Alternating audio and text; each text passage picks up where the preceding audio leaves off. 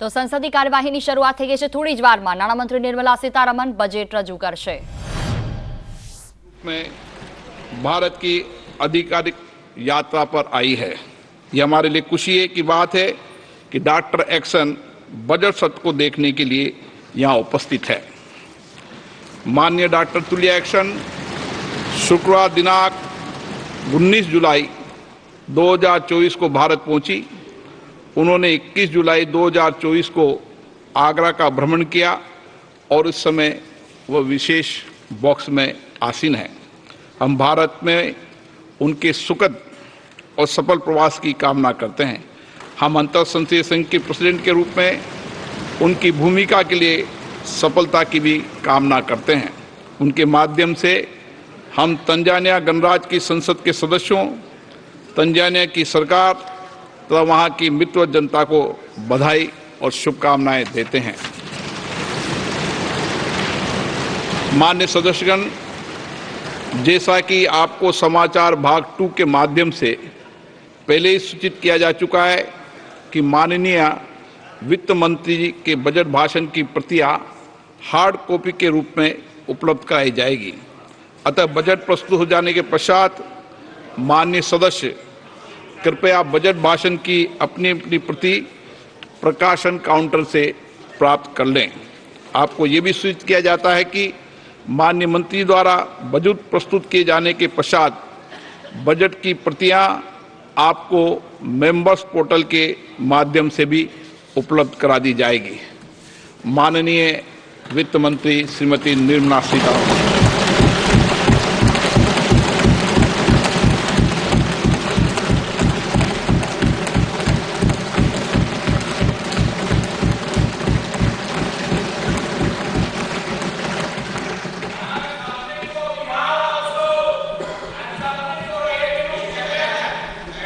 Honorable Speaker, I present the budget for 24-25. Introduction. The people of India have reposed their faith in the government led by Honorable Prime Minister Shri Narendra Modi and re-elected it for a historic third term under his leadership.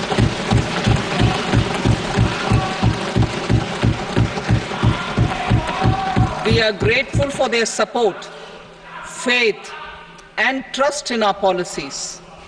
We are determined to ensure that all Indians, regardless of religion, caste, gender, and age, make substantial progress in realizing their life goals and aspirations.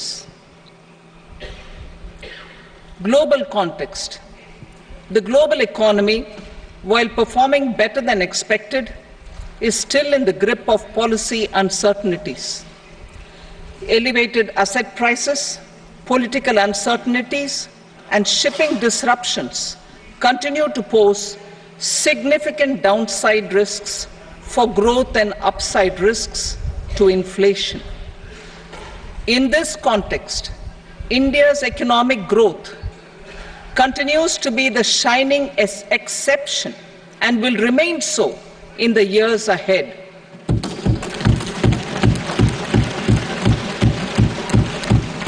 India's inflation continues to be low, stable, and moving towards the 4% target. Core inflation, that is non-food and non-fuel, currently is 3.1%. Steps are being taken to ensure supplies of perishable goods reach markets adequately. Interim budget. As mentioned in the interim budget, we need to focus on 4 major castes, namely the Garib, Mahilayein, Yuva, and Annadata, the poor, women, youth, and the farmer. For Annadata, we announced higher minimum support prices a month ago for all major crops, delivering on the promise of at least a 50% margin over costs. Pradhan Mantri Garib Kalyan Anna Yojana was extended for 5 years, benefiting more than 80 crore people. Administrative actions for approval and implementation of various schemes announced in the interim budget are well underway. The required allocations have been made. Budget theme. Turning attention to the full year and beyond in this budget, we particularly focus on employment, skilling, MSMEs, and the middle class. I am happy to announce the Prime Minister's package of 5 schemes and initiatives to facilitate employment, skilling, and other opportunities for 4.1 crore youth over a 5-year period, with a central outlay of 2 lakh crore rupees. I will speak about them shortly, while more details may be seen in the annexure. This year, I've made a provision of 1.48 lakh rupees, 1.48 lakh crore rupees for education, employment, and skilling. Budget priorities. The people have given a unique opportunity to our government to take the country on the path of strong development and an all-round prosperity. In the interim budget, we promise to present a detailed roadmap for our pursuit of Viksit Bharat. In line with the strategy set out in the interim budget, this budget envisages sustained efforts on the following 9 priorities for generating ample opportunities for all. Number 1, productivity and resilience in agriculture. Number 2, employment and skilling. Number 3, inclusive human resource development and social justice. 4, manufacturing and services. 5, urban development. 6, energy security. 7, infrastructure. 8, innovation, research and development. And 9, next generation reforms. Subsequent budgets will build on these and add more priorities and actions. A more detailed formulation will be carried out as part of the economic policy framework, about which I will speak later in this speech. This budget details some of the specific actions to be initiated in the current year towards fulfillment of these priorities, with potential for transformative changes. The budget also covers some of the previously made announcements with intent to strengthen them and step up their implementation for expediting our journey towards the goal of Viksit Bharat. Priority 1, productivity and resilience in agriculture. Transforming agricultural research. Our government will undertake a comprehensive review of the agricultural research setup to bring the focus on raising productivity and developing climate-resilient varieties.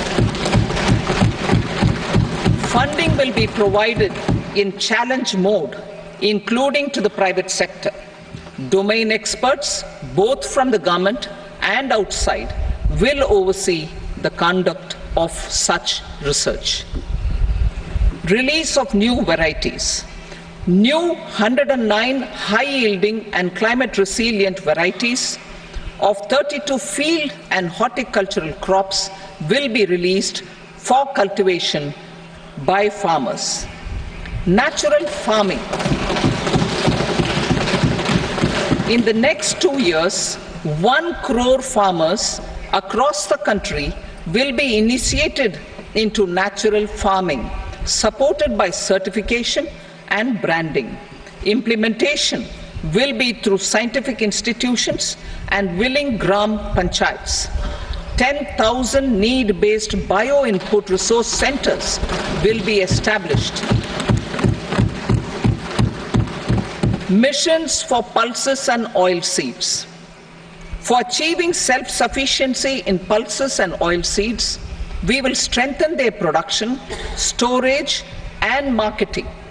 As announced in the interim budget, a strategy is being put in place to achieve Atmanirbharta for oil seeds such as mustard, groundnut, sesame, soybean, and sunflower.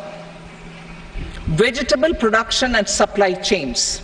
Large-scale clusters for vegetable production will be developed closer to major consumption centers. We will promote farmer-producer organizations, cooperatives, and startups for vegetable supply chains, including for collection and storage and marketing. Digital public infrastructure for agriculture. Buoyed by the success of the pilot project, our government, in partnership with the states, will facilitate the implementation of the digital public infrastructure in agriculture for coverage of farmers and their lands in 3 years. During this year, digital crop survey for Kharif using the DPI will be taken up in 400 districts. The details of 6 crore farmers and their lands will be brought into the farmer and land registries. Further, the issuance of Jan Samarth based Kisan credit cards will be enabled in 5 states. Shrimp production and export. Financial support for setting up a network of nucleus breeding centers for shrimp brood stocks will be provided. Financing for shrimp farming, processing, and export will be facilitated through NABARD. National cooperation policy. Our government will bring out a national cooperation policy for systematic, orderly, and all-round development of the cooperative sector, fast-tracking growth of rural economy and generation of employment opportunities on a large scale will be the policy goal. This year, I have made a provision of 1.52 lakh crore rupees for agriculture and allied sectors.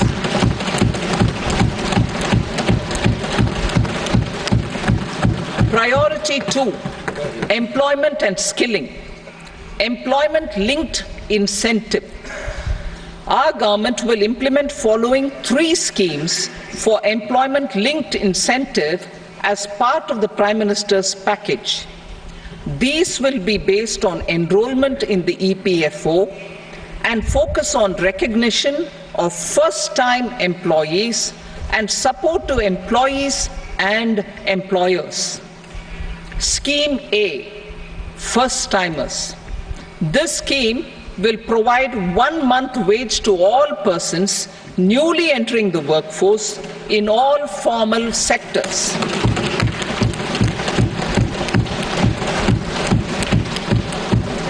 Direct benefit transfer of 1 month's salary in 3 installments to first-time employees as registered in the EPFO will be up to 15,000 rupees. The eligibility limit will be a salary of 1 lakh per month. The scheme is expected to benefit 210 lakh youths.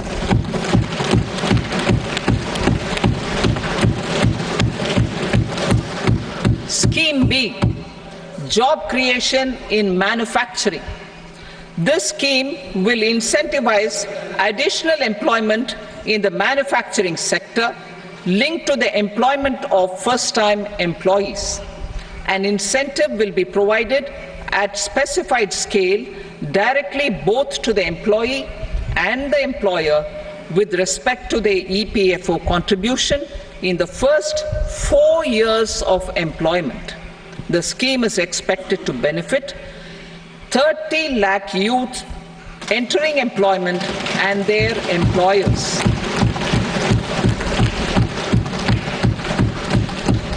Scheme C, Support to employers. This employer-focused scheme will cover additional employment in all sectors. All additional employment within a salary of 1 lakh rupee per month will be counted. The government will reimburse to employers up to 3,000 rupees per month for 2 years towards the EPFO contribution for each additional employee. The scheme is expected to incentivize additional employment of 50 lakh persons.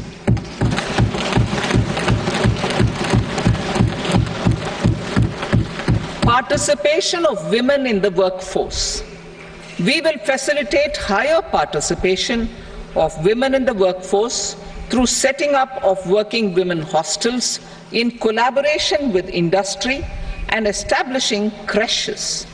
In addition, the partnership will seek to organize women-specific skilling programs and promotion of market access for women SHG enterprises. Skilling program. I'm happy to announce a new centrally sponsored scheme as the fourth scheme under the Prime Minister's package for skilling in collaboration with state governments and industry. 20 lakh youth will be skilled over a 5-year period.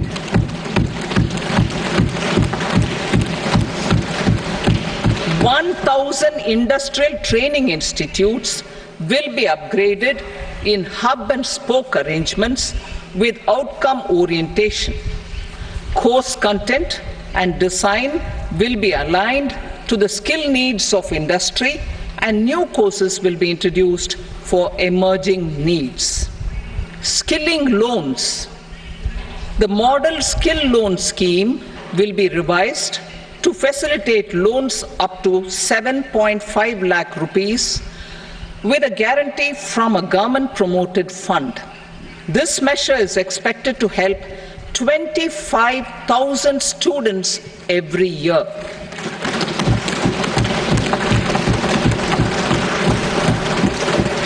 Education loans.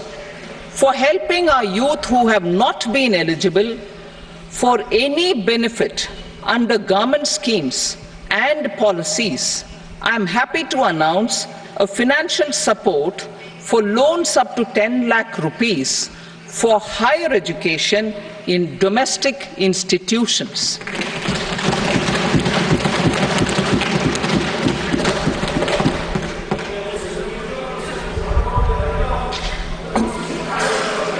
E-vouchers for this purpose.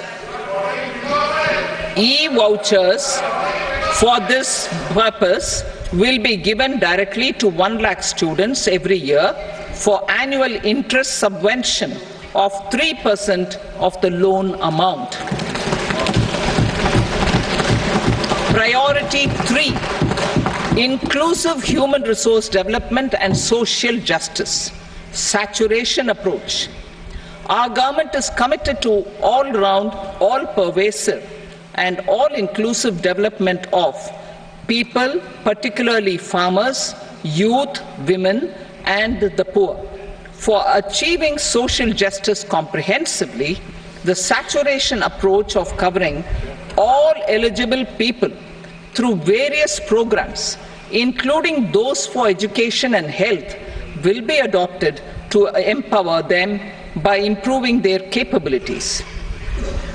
Implementation of schemes meant for supporting economic activities by craftsmen, artisans, self-help groups, scheduled caste, scheduled tribe, and women entrepreneurs and street vendors such as the PM Vishwakarma, PM Swanidhi, National Livelihood Missions, and Stand Up India will be stepped up. Purvodaya. The states in the eastern part of the country are rich in endowments and have strong cultural traditions. We will formulate a plan, Purvodaya, for the all-round development of the eastern region of the country, covering Bihar, Jharkhand, West Bengal, Odisha and Andhra Pradesh.